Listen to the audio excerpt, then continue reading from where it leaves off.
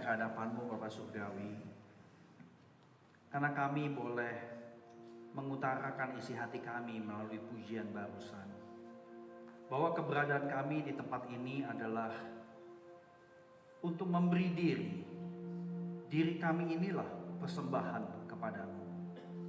Kami menyadari bahwa kami punya banyak kekurangan, tetapi kami juga bersyukur Engkau tidak menolak persembahan yang diberikan dengan hati yang jujur, tulus, dan penuh sukacita kerelaan. Oleh karena itu, kiranya Engkau berkenan menuntun kami sebentar kami masuk untuk mendengar lebih jauh lagi, masuk ke dalam keintiman yang luar biasa melalui firman-Mu. Kiranya Engkau berbelas kasihan kepada kami untuk menangkap apa yang ingin Engkau berikan.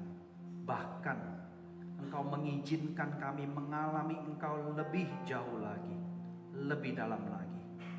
Dengar seluruh doa kami ya Allah, di dalam nama Tuhan Yesus. Amin.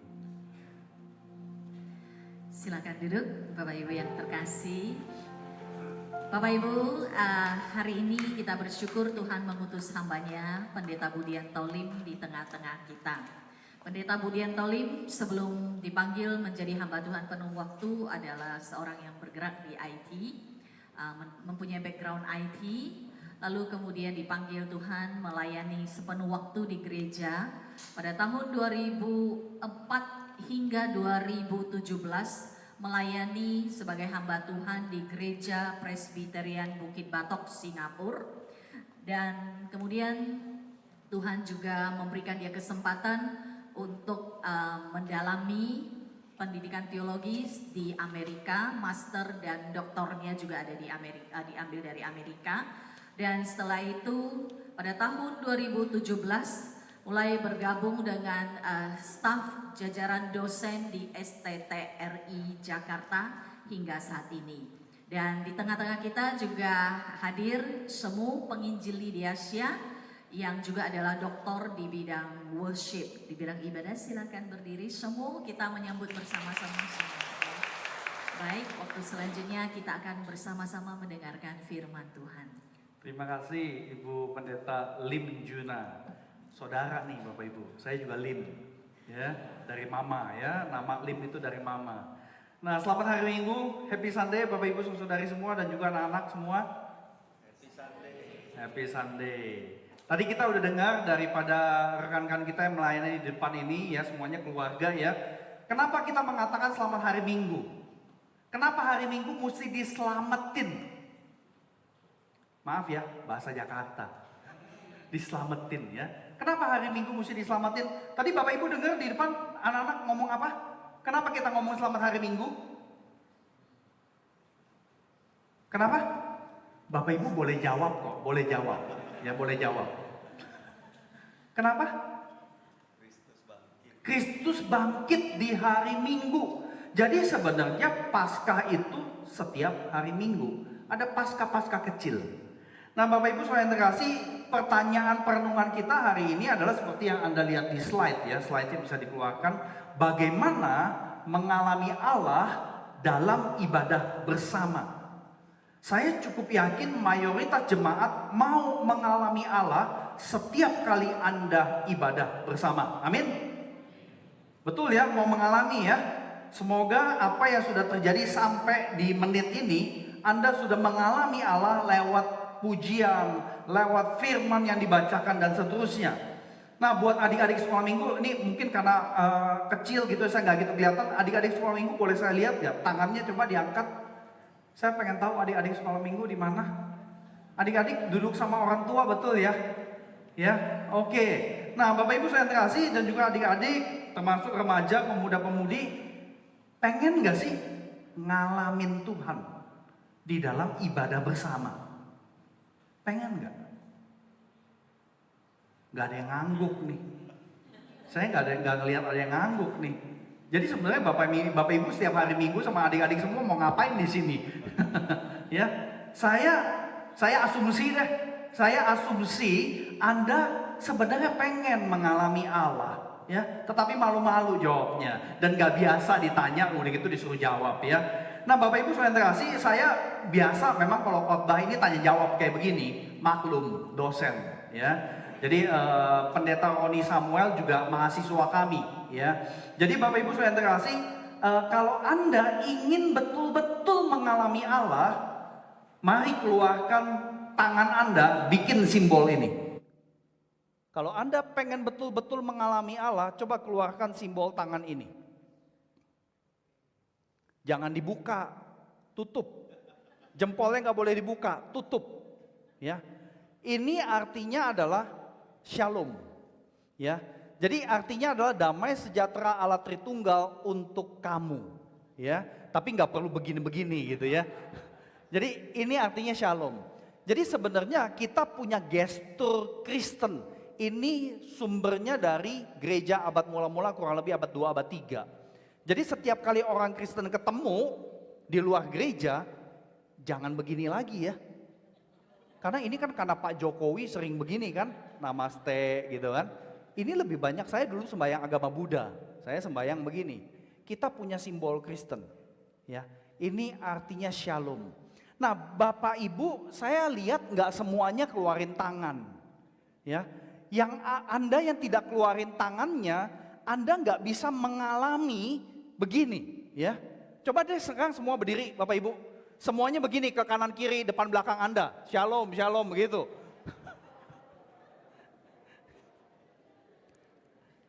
Baik silakan duduk, terima kasih.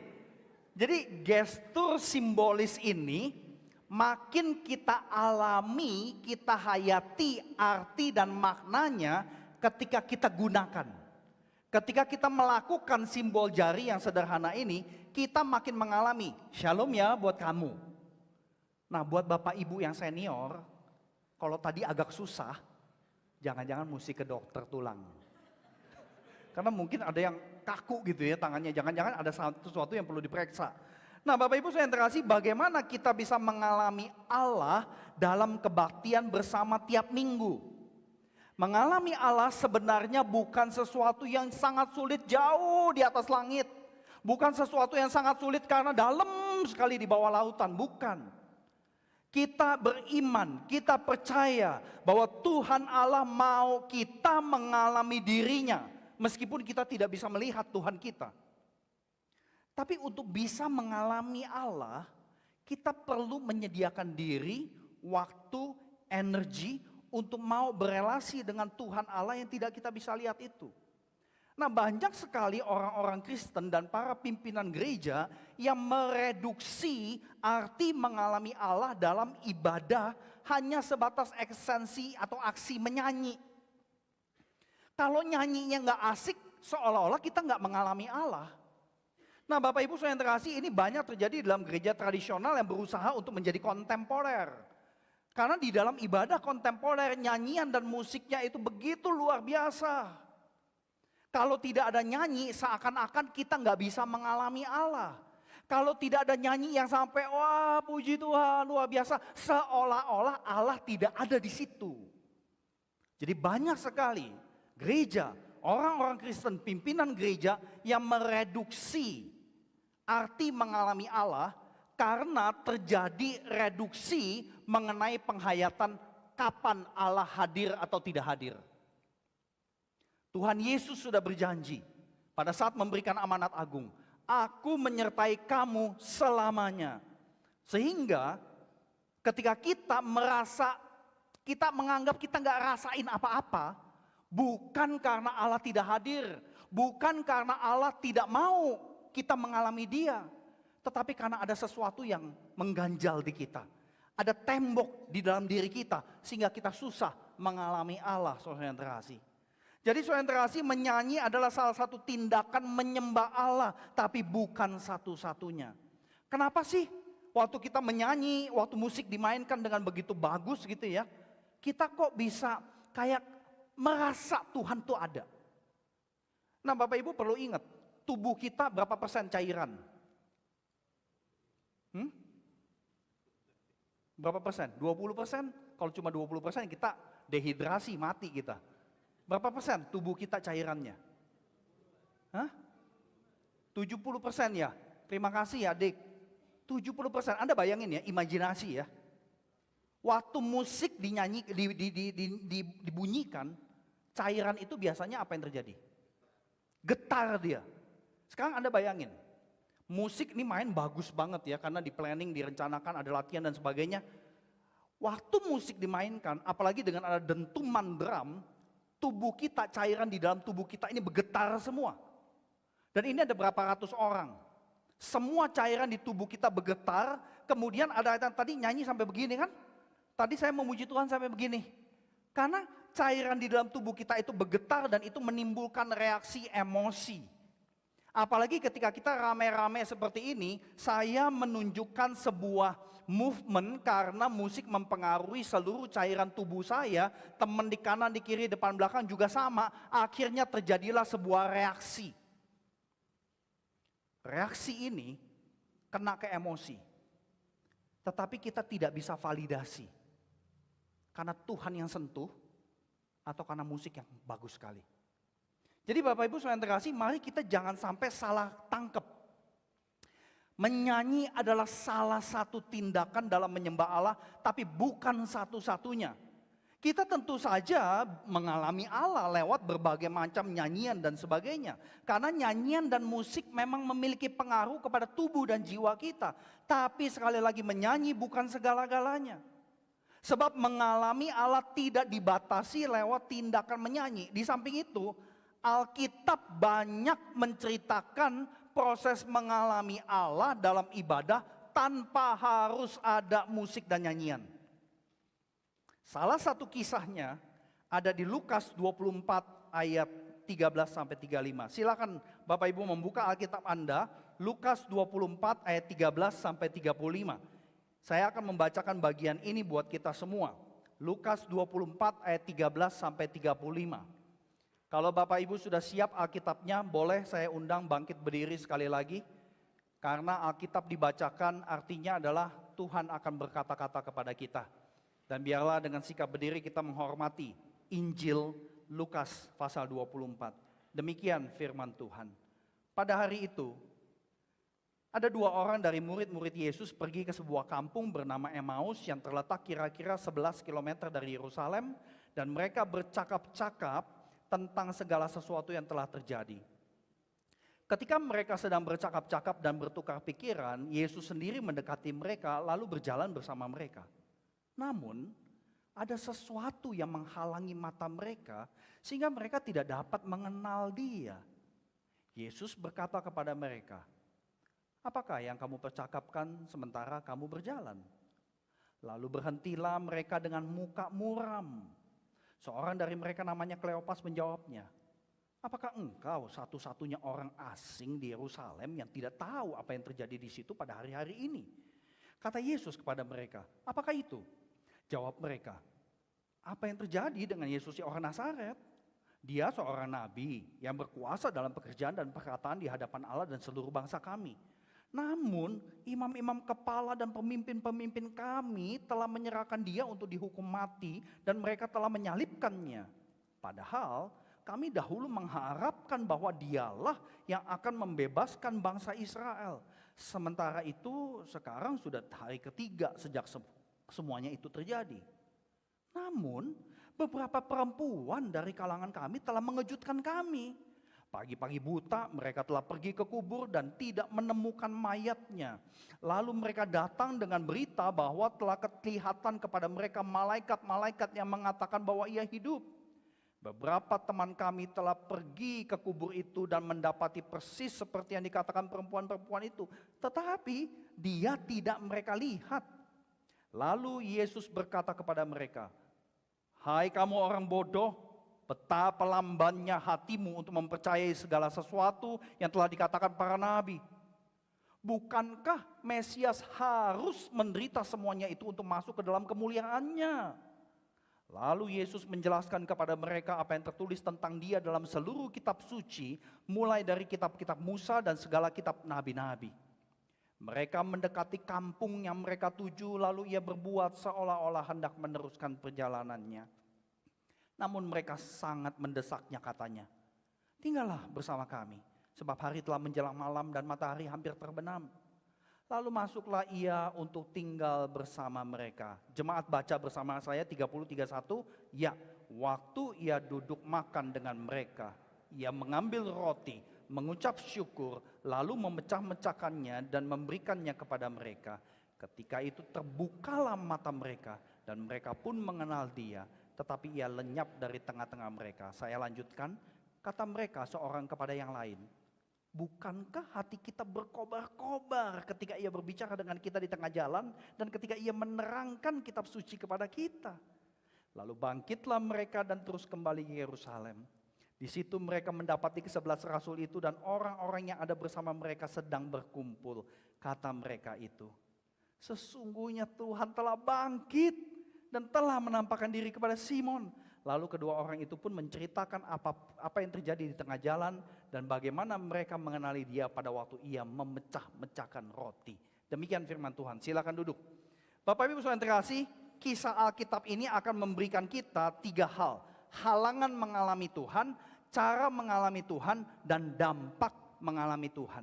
Dan semua ini kita saksikan di dalam kedua murid yang berjumpa dengan Yesus.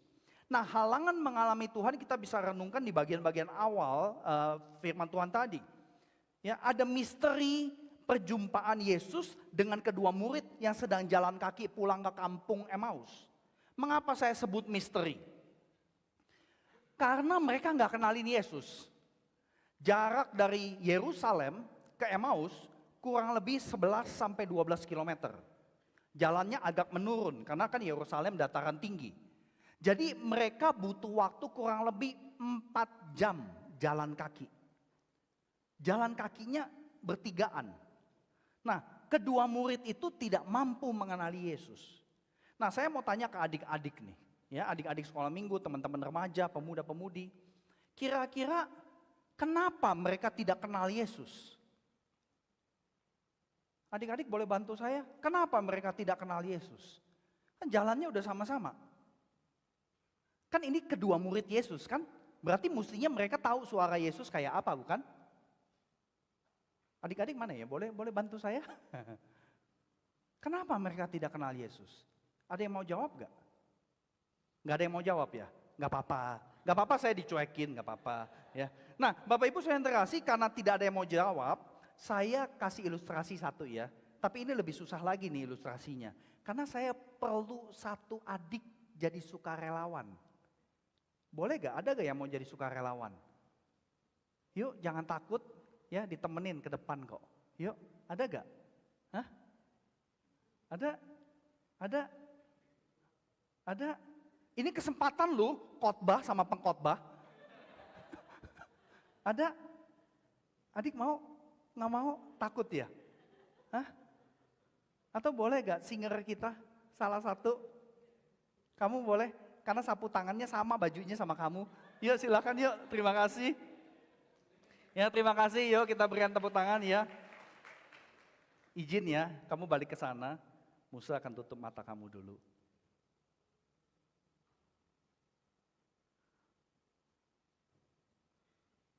Wah ini kurang panjang nih. Aduh. Papa ada sapu tangan nggak papa? Nggak ada ya.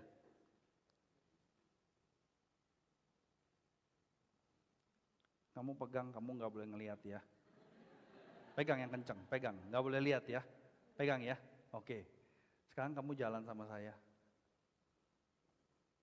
Kamu namanya siapa? Oh sorry, mikrofonnya mana tadi? Oh iya, kamu nyalain betul.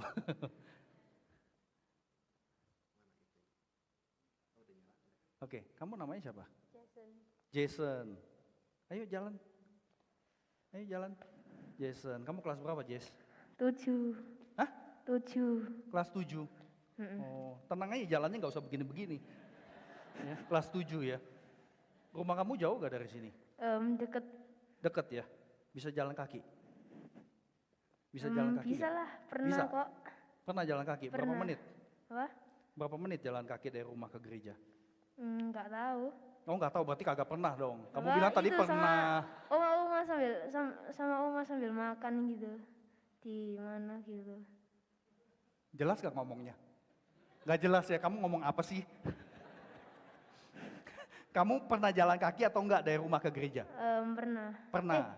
Dari rumah ke gereja nggak pernah. Kalau Oh, dari ke rumah gereja nggak pernah. Kalau ke sekolah? Nggak pernah lah. Nggak pernah lah, apalagi ke sekolah gitu kan. Yo, dianterin terus lah ya. Yuk jalan ya. Oke.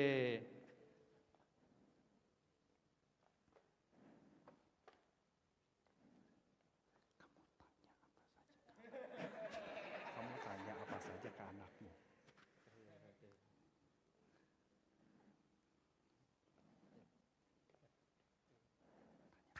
Kira-kira berapa kilo dari sini ke rumah? Nggak tahu. Ditanya tuh. Nggak tahu. Ini papa ya? Oke, terima kasih. Terima kasih udah boleh dilepas. Ini anak yang kenal orang tua ya. Ya, bersyukur ya. Oke, terima kasih Jason ya. Nah, saudara yang terkasih, Jason baru jalan berapa menit tadi? Kalau saya kan langsung tahu karena saya yang panggil kan. Ini musenya yang panggil, saya ajak jalan. Kemudian pas papanya ganti, papanya gak usah nanya banyak-banyak, langsung ini papa ya. Gitu kan. Nah, Anda bayangin, Tuhan Yesus jalan sama kedua murid ini hampir kurang lebih 4 jam loh.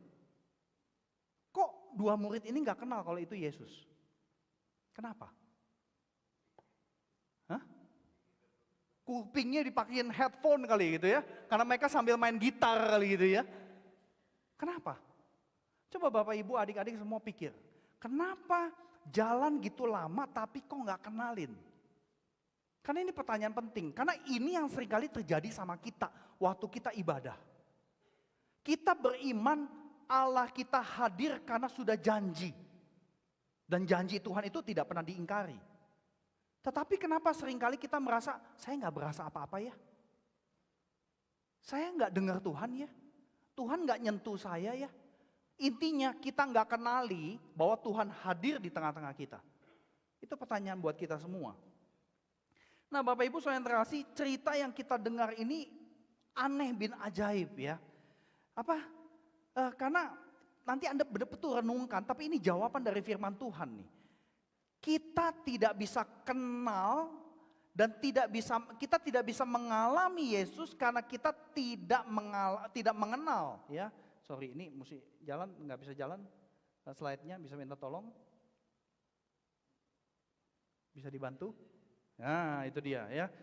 Karena kita nggak kenal, kita nggak ngalamin. Ya. Ini benar-benar cerita sesuatu yang aneh ya. Karena ini dua murid Yesus. Logikanya, namanya murid kan sering bersama Yesus toh. Mestinya suaranya aja dia dengar, dia kenalin. Tapi ini nggak bisa. Ya.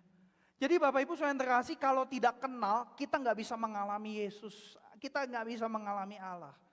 Dan ini yang seringkali jadi halangan buat kita. Jadi ini halangan yang pertama nih. Kita datang ibadah bersama, tapi kita mengenal Allah itu segitu-segitu aja. 15 tahun yang lalu mengenal Allah adalah kasih. Memang Allah kasih selama-lamanya, tetapi kasih Allah itu banyak dimensinya. Nanti kita Natal akan ngomongin lagi kasih Allah yang begitu besar. Tetapi jangan lupa kasih Allah ini adalah kasih yang turun sampai ke bawah. Jadi ada dimensi Allah adalah kasih yang spesifik.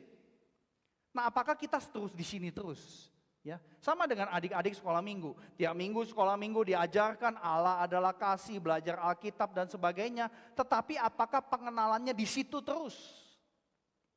Jadi Bapak Ibu saudara terkasih, itu halangan yang pertama. Kalau kita nggak bisa mengalami Allah, jangan nyalahin gereja. Jangan nyalahin Allah. Jangan nyalahin sekolah minggu. Jangan salahin slausenya dan sebagainya. Jangan-jangan ada halangan di dalam diri kita. Nah halangan kedua yang tidak kalah penting adalah mengapa mereka tidak mengenali Yesus, saudara yang terkasih, ada di ayat 17 sampai 24. Ini saya nggak tahu kenapa nggak mau ya. Bisa dibantu ya. Nah itu dia. Jadi mengapa mereka tidak mengenali Yesus, ada alasan yang kedua. Dan alasan ini lebih kompleks. Alasan sosial, politis, psikis. Tadi kita dengar muka mereka muram. Nah pertanyaan lagi, mengapa muka mereka muram? Tadi pagi saya tanya jemaat di kebaktian jam 5.45. Ya, karena mukanya itu saya nggak berani menghakimi ya, mukanya muram apa enggak, karena kepagian kebaktiannya, gitu kan. Masih pada ngantuk-ngantuk, apalagi paduan suara, tadi ada paduan suara tuh. Ya dari rumah mungkin udah bangun jam 4 pagi atau jam 3 pagi gitu ya. Apalagi kalau yang mesti ke salon dulu dan sebagainya gitu kan, karena paduan suara gitu kan. Mukanya sepet semua, gitu kan. Nah tadi pagi enggak ya, jangan salah paham Bapak Ibu ya. Ini mukanya muram, mukanya sepet kalau pakai bahasa Jakarta. Kenapa? Nah, bukan Tuhan yang mau sengaja nggak mau dialami, ya. Bukan Tuhan Yesus yang sengaja tidak mau dikenali. Tetapi muka mereka muram, itu yang kita perlu tanya. Karena dikatakan di ayat 16, ada sesuatu yang nutupin mata mereka. Jadi menarik nih, menutupi mata mereka, visual. Bukan kuping, ya, bukan menutupi telinga mereka, tetapi mata mereka. Nah ayat 17b dibilang muka mereka muram, ini aspek psikis, psikologis. Lalu kita dengar jawabannya di ayat 19b sampai 24, kita makin paham. Kelihatannya ada kedukaan, kebingungan, ketakutan, kemalasan yang campur aduk jadi satu. Udah gitu ada berita mayat Yesus hilang. Jadi belum sempat memproses itu, kemudian ada berita tambahan. Nah kemudian mereka mengatakan, perempuan-perempuan mengatakan mayat Yesus tidak ada. Lalu ada malaikat. Nah di zaman itu kesaksian perempuan itu tidak masuk hitungan Bapak Ibu saudara yang terkasih. Jadi makanya mereka tuh nggak percaya sehingga mukanya muram. Selain itu mereka kecewa besar terhadap Yesus. Yesus bisa melakukan pengajaran luar biasa, mujizat luar biasa, tapi matinya konyol banget, dibunuh. Bunuhnya nggak tanggung-tanggung lagi, disalibkan. Cara pembunuhan, penghukuman yang paling penuh dengan penghinaan dan penuh penderitaan dan oleh Romawi lagi. Nah nampaknya Kleopas dan mayoritas orang Yahudi kekunci dengan ekspektasi bahwa Mesias harus seperti Raja Daud menang secara militer. Nah ekspektasi yang salah. Akhirnya mereka tidak teliti memperhatikan kitab suci. Nah ini yang menjadi poin buat kita perhatikan. Kita akan sulit mengalami Allah. Sekali lagi minta tolong dibantu karena ini nggak tahu kenapa. Halangan yang kedua adalah kita itu hadir ibadah karena untuk diri sendiri terus gitu loh. Ya. Jadi makanya kita susah sekali mengalami Allah di dalam ibadah. Kalau kita fokusnya kepada diri, egois. Kalau kita hadir untuk diri sendiri maka apapun yang dilakukan di dalam ibadah oleh para pelayan yang Tuhan pimpin, apapun sapaan Allah, kita nggak bisa tangkap. Ya. Ibadah itu adalah perjumpaan dengan Tuhan kita. Di dalam perjumpaan itu, aspek utama, aktivitas utama adalah conversation, kongko-kongko, percakapan dengan Allah yang kita nggak bisa lihat.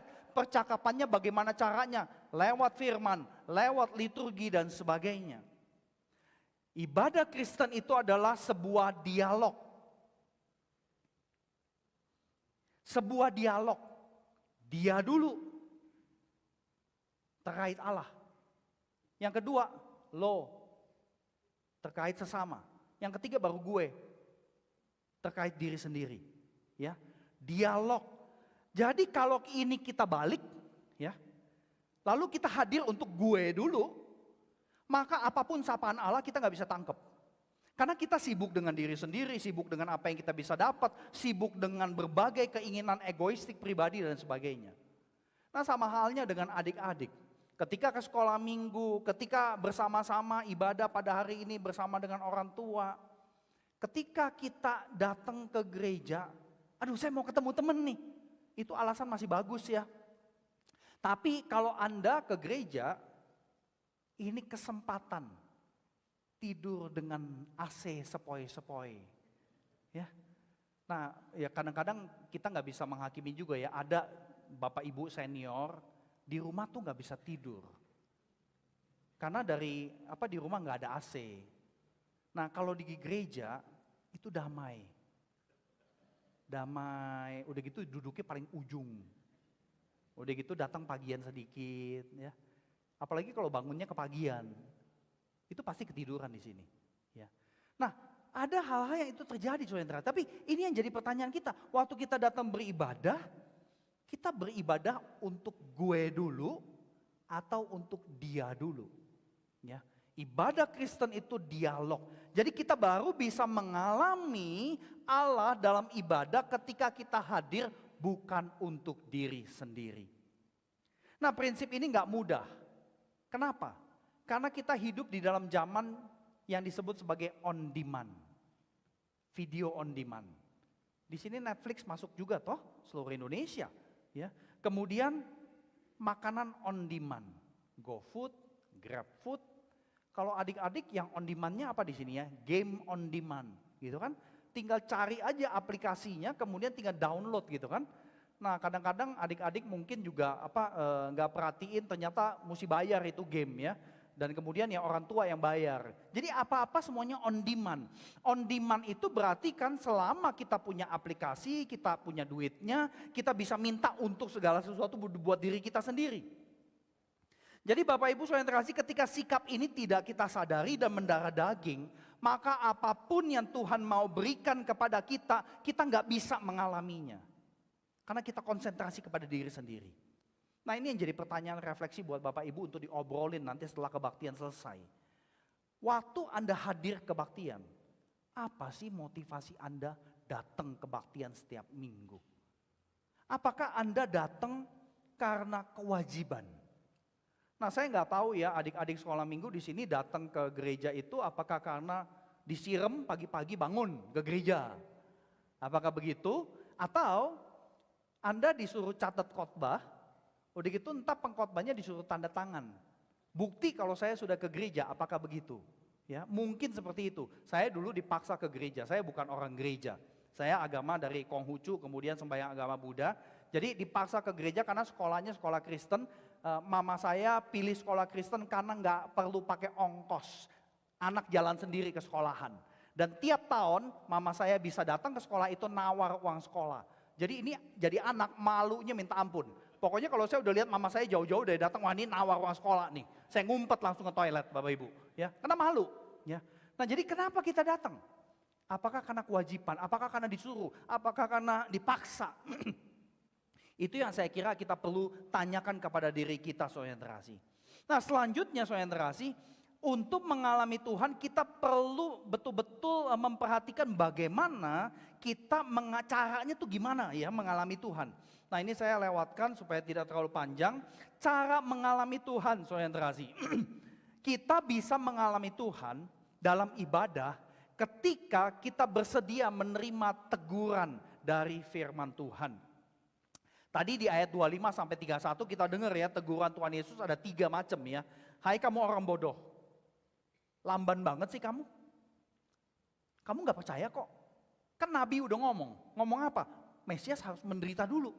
Ya, jadi Bapak Ibu bagian ini yang seringkali tidak mau diterima oleh orang Yahudi pada waktu itu. Artinya para murid atau minimal murid-murid pertama Yesus itu kan semuanya orang Yahudi. Mereka melakukan selective hearing. Ya, jadi mereka pilih yang enak aja. Ya, mereka pengen dengar, pengen benar-benar simpen yang enak buat telinga mereka, buat hati mereka. Jadi kedua murid itu mengalami hal serupa sebagai orang Yahudi. Yang positif dari kedua murid ini adalah mereka tidak tersinggung waktu ditegur sama Yesus. Ya, kalau Bapak Ibu dengar khotbah, kemudian si pengkhotbah ngomong begini, sorry ini karena ilustrasi ya, hai kamu orang-orang bego, tersinggung nggak? Tersinggung nggak? Ya Anda sungkan aja ngomong sama saya ya. Coba saya ngomong itu terus ya. Orang bodoh, orang bego, orang tolol, orang wah pasti saya ngomelin. Pasti nggak diundang lagi ke sini Bapak Ibu. Ya, karena terlalu kasar. Nah tapi Yesus menegaskan kamu orang bodoh. Bodoh dalam artian bukan IQ-nya rendah ya. Jadi bodoh bukan IQ-nya rendah. Bodoh karena telinganya tumpul. Cuma pengen denger yang enak. Nah saya kalau mau tanya kepada adik-adik kita sekolah minggu, Anda suka gak kalau di ngomelin orang tua? Kalau di ngomelin papa mama atau sama akong ama atau sama lauso di sekolah minggu, pernah gak ada dalam hati, ngomelnya jangan begitu dong. Pernah gak? Mana nih adik-adik, pernah gak begitu? ngomelnya lebih halus dong. Gitu enggak? Hah? Enggak ya? Jadi kalau kamu di ngomelin begini aja gitu ya? Kalau kamu di ngomelin apa yang terjadi dalam hatimu? Boleh tahu enggak? Bisik-bisik deh sini, bisik-bisik. Kan ada papa mama gitu kan, malu, takut gitu ya. Nah, jangan-jangan setiap kali kita mengalami pergumulan di dalam relasi kita dengan orang tua, ya, di ngomelin, mungkin dalam hati kita berharap, aduh coba ya papa mama ngomongnya tuh dalam tanda petik pakai bahasa orang dewasa. Ngomongnya coba lebih membangun dong, ya. Anak-anak tuh bisa ngajarin kita loh Bapak Ibu, ya. Anak-anak bisa ngajarin kita, jadi kita nggak boleh dalam tanda petik meremehkan kepekaan spiritual dari anak-anak kita. Ya. Nah Bapak Ibu saudara yang terkasih, para murid melakukan selective hearing, berarti pertanyaan buat kita adalah, waktu kita baca firman, semoga Anda masih baca firman ya setiap minggu ya. Waktu Anda baca firman, waktu Anda dengar firman di dalam kebaktian, apa sih yang muncul dalam hati Anda? Mungkin banyak orang Kristen datar-datar saja. Karena khotbah juga setiap minggu kan, ya. Apalagi kalau nggak pernah ada khotbah tamu, khotbahnya yang itu lagi dan sebagainya gitu loh, ya. Nah, Bapak Ibu saudara yang terkasih, berarti kita perlu menguji sikap kita pada saat kita berhadapan dengan Alkitab baik PL maupun PB. Karena Nabi Yeremia pernah berkata, dan ini menjadi sebuah contoh buat kita. Yeremia 15 ayat 16 berkata, apabila aku bertemu dengan perkataan-perkataanmu, maka aku menikmatinya. Firman-Mu itu menjadi kegirangan bagiku. Tadi kita memuji Tuhan, ya ada satu lagu sukacitaku. Nah sukacita kita itu ada kaitannya gak dengan firman-Nya? Dan menjadi kesukaan hatiku, kata Yeremia, sebab nama-Mu telah diserukan atasku ya Tuhan semesta alam. Jadi mengalami Allah dalam ibadah betul-betul perlu kita perhatikan sikap, emosi, perasaan yang muncul waktu firman Tuhan diberitakan. Nah saya percaya tidak ada orang Kristen yang asing dengan kebenaran barusan. Tapi yang saya khawatir mayoritas orang Kristen belum mengalami Allah melalui pembelajaran firman Tuhan yang mendalam. Sebab ketika kita baca Alkitab, kita pakai cara pikir dagang. Cara pikir untung rugi yang seringkali mendominasi. Baca Alkitab susah sedikit ditinggalin. Dengar pengajaran yang terus mengajak kita bertobat, langsung tutup telinga, malas dengar. Sebab kita mendekati Alkitab belum dengan kesiapan diri bahwa kita harus ubah gaya hidup tertentu. Nah Bapak Ibu saya yang terkasih, bukan kita yang suka pendalaman Alkitab, kita senang sekali membedah Alkitab seolah-olah kita lebih pandai dari Tuhan, enggak begitu. Kami yang berkhotbah di sini tidak lebih pandai daripada Bapak Ibu saya yang terkasih. Isi Alkitab itu adalah perkataan yang membedah kita saya yang terkasih. Ayat-ayat Alkitab membedah hidup kita. Jadi untuk mengalami perkataan Allah di dalam ibadah, kita perlu lengkap tindakannya. Baca, simak baik-baik, belajar, hormati, taati, hidupi atau lakukan. Tanpa kelengkapan tindakan seperti ini kita nggak bisa mengalami Allah di dalam ibadah. Nah bagusnya gereja Anda GKT meminta semua pengkhotbah untuk kasih 3 pertanyaan refleksi. Pertanyaan saya buat Anda adalah diobrolin nggak setelah pulang dari kebaktian? Atau itu cuma menguap begitu saja. Nah Bapak Ibu saya yang terkasih, mengalami Allah melalui perkataannya dirasakan oleh kedua murid. Kita baca sama-sama ayat yang ini. 1, 2, 3.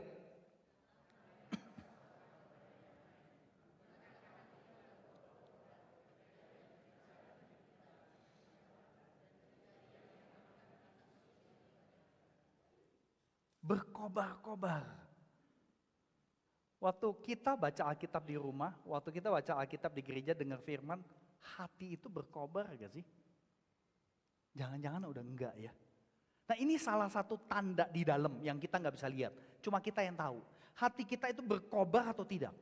Jadi ini pertanyaannya, bagaimana sikap kita atas perkataan Allah di dalam ibadah bersama. Nah khususnya bagi Anda, kaum pria, bapak-bapak, kepala keluarga. Seberapa teguh pendirian iman bapak-bapak, bahwa firman Tuhan ini harus menjadi diet rohani keluarga Anda. Berapa besar kerinduan Anda menyiapkan makanan rohani bagi keluarga di tengah situasi dan kondisi sekarang? Apakah semua tanggung jawab sebagai imam keluarga diserahkan kepada para pendeta, para penginjil, atau bahkan, maaf, para suami, kalau diminta untuk pimpin doa di rumah, udah mama aja deh. Mama aja deh. Diminta untuk pimpin doa makan, udah koko. Udah Cici yang doa. Si bapak gak pernah mau mimpin doa, kenapa? Karena dia takut salah. Takut salah, abis salah takut apa? Takut salah, abis itu takut apa? Takut malu. Ya, karena kadang-kadang nih adik-adik nih sekolah minggu nih, ini juga perlu diperhatikan nih ya. Papanya lagi doa, terus diem sebentar, terus si anak, "Pak cepetan dong, lapar gue nih." Doa gitu kan. Atau papanya salah ngomong, cekikikan, ketawa-ketawa. Gak boleh kayak begitu ya. Jadi mari kita sama-sama belajar sebagai satu keluarga. Nah saudari para pelayan ibadah, ketika menyiapkan ibadah, saya banyak sekali melihat ini ketika pelayanan di gereja kontemporer ya. Jadi para pemusiknya kan jago-jago ya, main musik, memuji Tuhan dan sebagainya. Begitu khotbah kelihatan langsung. Yang dibuka handphone, saya tahu kok jemaat itu nyatet atau jemaat itu browsing. Ketahuan dari sini loh, kelihatan. Ya untung di sini gak ada yang buka handphone. Langsung kelihatan. Mata ini mata CCTV, apalagi 4 matanya gitu kan. Nah jadi Bapak Ibu, banyak pelayan ibadah udah ngiringin gitu ya. Kemudian kan mereka duduk gitu kan. Kebanyakan kalau gerejanya kecil duduknya di belakang. Duduknya di belakang mereka nunduk gitu loh. Tapi kelihatan tangannya. Kalau begini ngapain? Scrolling. Either Facebook dia liatin satu-satu update orang, IG orang dia stalking gitu kan, dia ngintip-ngintip dan sebagainya, ketahuan. Jadi para pelayan ibadah mari kita hati-hati dengan hal ini. Ya, dari luar kelihatan rajin. Tapi jangan-jangan begitu firman disampaikan, hatinya udah gak berkobar kepada firman Tuhan. Kalau itu yang terjadi, maka pelayanan kita mau sehebat apapun udah gak berkenan di hadapan Allah saudara terkasih. Nah tanggapan kedua murid atas penjelasan Yesus ketika ditegur, tanggapannya itu bukan cuma tidak tersinggung ya, ini tanggapan yang baik. Tetapi lebih jauh lagi, kedua murid undang Yesus masuk ke rumah untuk makan, ayat 29-31. Dan inilah momen yang ajaib saudara terkasih. Mereka baru kenal Yesus waktu makan. Nah saya tanya lagi ke adik-adik. Di depan jalan hampir 4 jam gak kenal Yesus. Begitu makan baru kenal Yesus. Kenapa? Kenapa? Boleh jawab. Nyalain aja mikrofonnya, jawab. Kenapa adik-adik? Kenapa waktu makan baru kenal? Bapak boleh jawab Bapak, silakan Pak. Kamu mau jawab atau Bapak yang mau jawab? Karena di depan muka bercakap-cakap. Nah kita orang Asia, kalau Anda diundang perjamuan makan itu perasaannya apa? Anda berasa Anda orang penting banget kan? Karena diundang makan.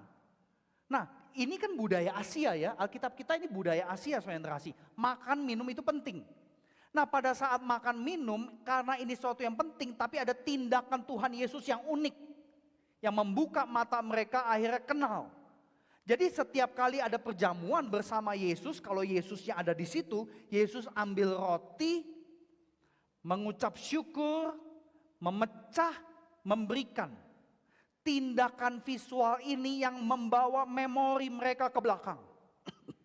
Setiap kali ada perjamuan dengan Yesus, Yesus selalu tindakannya seperti ini.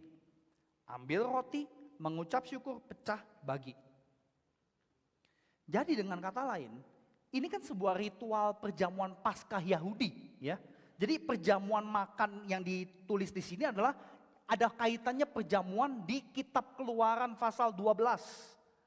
Jadi Yesus melakukan perjamuan dan memaknai ulang perjamuan dalam kaitan dengan tubuh dan darahnya. Jadi waktu Yesus lakukan 4 kata kerja ini, murid-murid kebuka matanya. Dengan kata lain, visual lewat gestur waktu perjamuan itu sudah masuk ke dalam memori mereka. Begitu visual itu dimunculkan lagi, memorinya kebuka semua. Nah Bapak Ibu saudara yang terkasih, ini satu hal yang menunjukkan bahwa orang Kristen Protestan tidak pernah boleh anti ritual. Kita gereja reform karena kita membawa tradisi dari barat ya.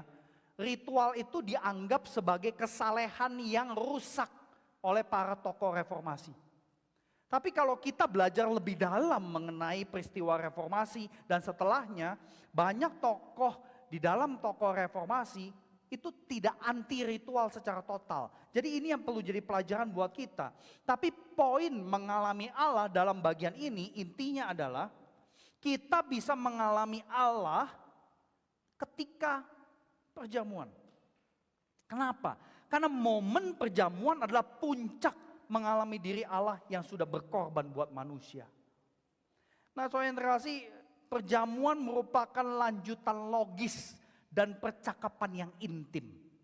Nah ketika Yesus lakukan sesuatu, memori mereka kebuka semua. Tapi Yesusnya tiba-tiba hilang.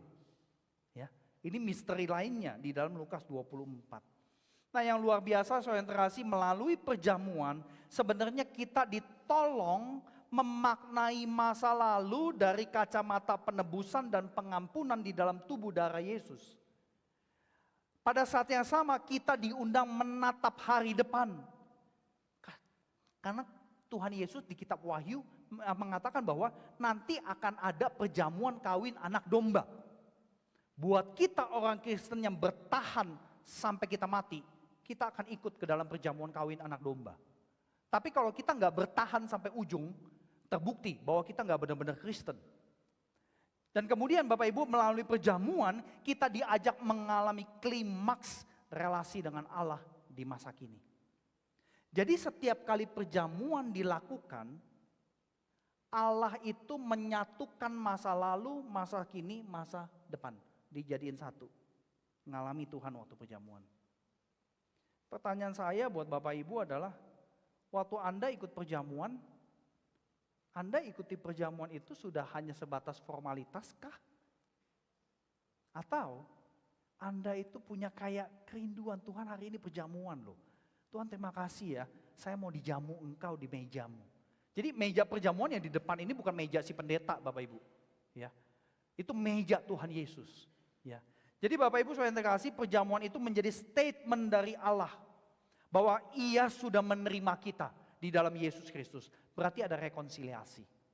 Jadi setiap kali kita ikut perjamuan, kita diingatkan. Allah sudah berdamai dengan kamu melalui Yesus. Oleh karena itu, kamu berdamai dengan orang lain dan kamu berdamai dengan diri sendiri. Nah Bapak Ibu saudara yang terkasih, sayangnya mayoritas gereja reform di Indonesia melayani perjamuan kudus itu frekuensinya ada yang setahun 4 kali, ya 2 bulan sekali, sebulan sekali. Padahal perjamuan adalah momen klimaks dan terpenting untuk mengalami Allah dalam ibadah. Bahkan setiap kali kita melakukan perjamuan kudus, kita memberitakan Injil, saudara yang terkasih. Nah ini yang jadi pertanyaan buat saya terhadap gereja Protestan. Kalau perjamuan kudus itu adalah momen memberitakan Injil, kenapa nggak mau setiap minggu? Nah tentu Anda harus belajar sejarah, ya kenapa tidak setiap minggu dan sebagainya. Tapi kita nggak bisa sampaikan di sini. Yang terakhir, kalau memang kita betulan mengalami Tuhan, pasti ada dampaknya. Nah poin terakhir ini adalah validasi atas segala aktivitas kita di dalam ruangan ini. Kalau yang ketiga ini Anda tidak alami, berarti Anda cuma merasa ngalami Allah di ruangan. Tapi sebenarnya enggak. Jadi Bapak Ibu yang ketiga ini ada di ayat 32 sampai 35. Dampak itu adalah bukti mengalami Allah secara real. Ketika Yesus menghilang setelah pecah roti, membagikan roti, kedua murid ngapain? Ayat 33, mereka bangkit langsung balik lagi ke Yerusalem. Jalan lagi 4 jam. Jadi hari itu mereka jalan kurang lebih 8 jam. Mereka langsung balik ke Yerusalem, mereka mencari komunitas murid lainnya, memberikan kesaksian. Betul Yesus bangkit dan Yesus ketemu dengan kami, udah gitu diceritain. membagikan kesaksian. Dengan kata lain, ini dampak yang krusial untuk kita periksa dalam hidup kita. Kalau betul kita mengalami Allah dalam ibadah bersama, dampak psikis pasti ada. Kedukaan kedua murid berubah menjadi kesukaan. Dan mereka membagikan kesaksian. Jadi dengan kata lain Bapak Ibu saudara yang terkasih, ibadah yang betul-betul ada mengalami Allah, ujungnya adalah misi kesaksian Bapak Ibu. Jadi Bapak Ibu saudara yang terkasih, kedukaan kita, kebingungan kita, kekhawatiran kita, kecemasan kita bisa diubah oleh Allah kalau betul kita mengalami Allah di dalam ibadah bersama. Tetapi kedukaan itu berubah menjadi kesaksian ketika kita memberikan kesaksian. Ya, kedukaan berubah menjadi kesukaan ketika kita melakukan kesaksian. Jadi ini bukan otomatis begitu saja. Ya, balik lagi kepada urusan nyanyian dan musik. Banyak dari kita merasa kita bersuka cita di dalam ibadah karena kita di-inspire dengan pemimpin yang ada di depan, dengan musik dan sebagainya. Tetapi nanti dulu Bapak Ibu, itu semua bisa palsu kalau tidak ada poin yang terakhir ini. Ya. Nah buat adik-adik sekolah minggu, setelah Anda pulang dari sekolah minggu, setelah pulang dari ibadah, gimana sikap saudara-saudari? Apakah kamu itu masih terus sedih karena habis ngomelin papa mama? Atau ada satu perubahan di dalam hati, oh iya saya tadi ngomelin karena begini jangan-jangan. Jadi ada introspeksi dan kemudian kita penuh dengan keyakinan iman bahwa papa mama itu marahi saya pasti untuk kebaikan saya. Tetapi tentu papa mama orang tua juga perlu introspeksi ya. Kenapa marah-marah melulu? Ya. Kalau di rumah papa mama itu selalu marah-marah. Jangan-jangan yang masalah bukan anaknya, tapi orang tuanya yang masalah. Ya. Karena urusan kerjaan, urusan gereja, urusan dari luar dibawa pulang ke rumah. Anak gak salah, anak disalah-salahin dan sebagainya. Mari sama-sama periksa diri Bapak Ibu saudara yang terkasih.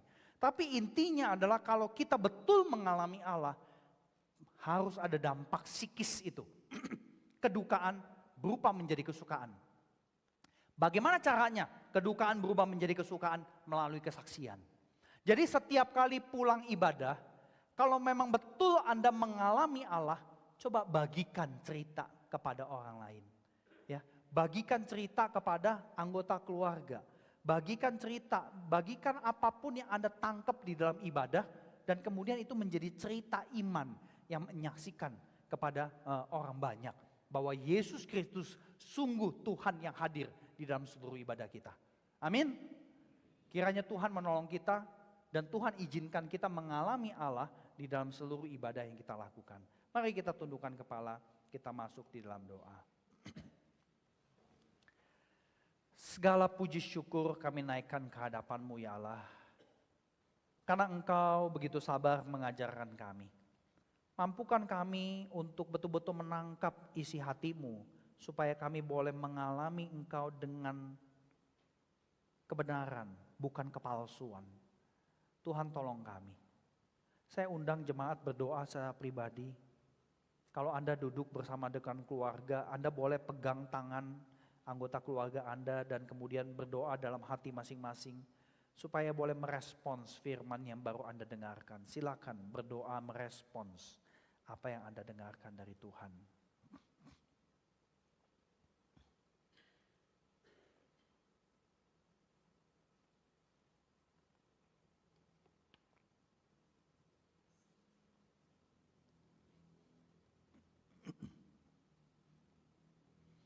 Bapa Surgawi, dengarlah doa umat-Mu menanggapi seluruh firman yang Kau berikan.